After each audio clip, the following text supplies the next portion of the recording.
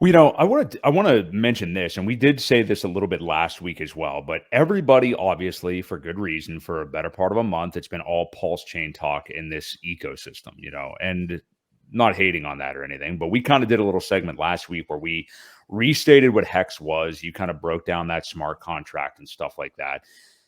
But hey, I think it's important to keep reinforcing these messages right now, especially as the prices are down right now. People are going to Yeah. get frustrated. Like we were talking about us running out of dry powder, like with buying all these dips and everything.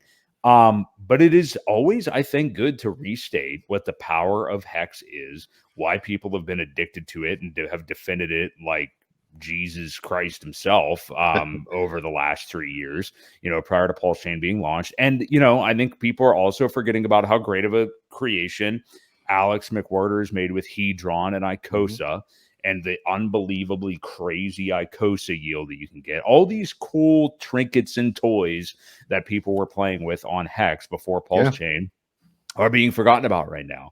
Yeah. It's crazy. And it is crazy, but I think it's important to like remember that when the market is down and when prices are down, and especially if you are running out of dry powder, not able to buy some of these lows on PulseX, and all these things right now, you may, if you have Hex stakes, you have access to Hedron. If you have access to Hedron, you can have access to Icosa. If you have access to Icosa, you can have access to more Icosa by a lot by staking that out. So Yeah. talk about that too, Ewok. I mean, like that's been the big thing that you've mentioned before is like even in those down times. I mean, Hex suffered a similar, if not worse, fate through the bear market as many of these tokens down now Yeah. 98%. But Sure. with being able to earn certain yield, Hedron and Icosa, talk about all those benefits and how that Well, can kind of tide you over.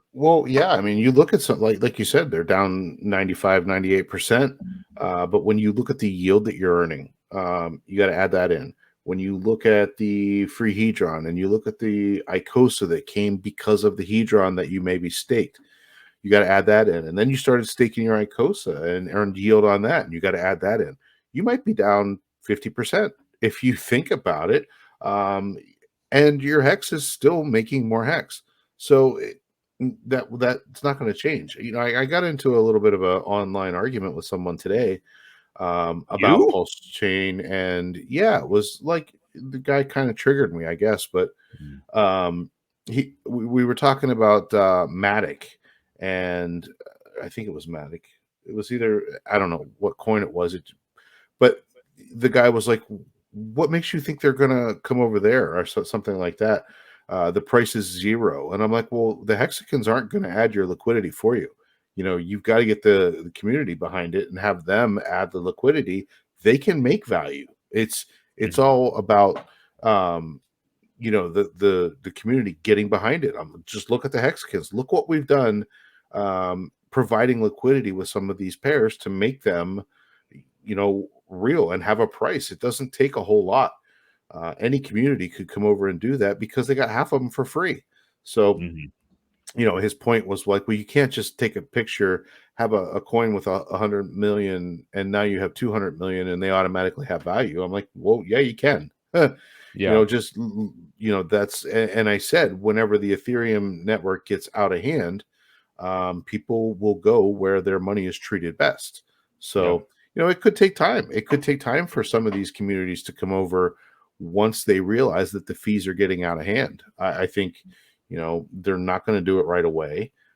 But if they're trying to build or do anything of any kind of value and it gets too expensive to transact, then that could be a perfect opportunity to see a influx of other communities coming over. So, yeah, even if it doesn't happen right away, um, sorry I got off track a little bit, but the point was, just being because you're down 95% or whatever it may be, you've got to figure in all that other stuff too.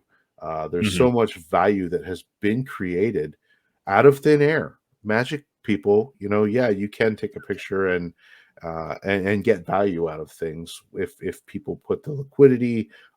Things are the markets are made. So yeah, it's crazy, and we have to remind people of that. And I honestly think as more people do come over, they will find hex. It could take a little bit longer. Mhm. And we already know, like, a lot of people got into these sacrifices that just wanted a quick flip. So could take a little bit longer. When we do see rises in price, they may take that 2 or 3x. Most of the hexagons have sat through what, 13 doubles with hex Mhm. and still didn't sell. So there's a lot more diamond handed type people, but we got to wash a lot of that stuff out first before we can really run up.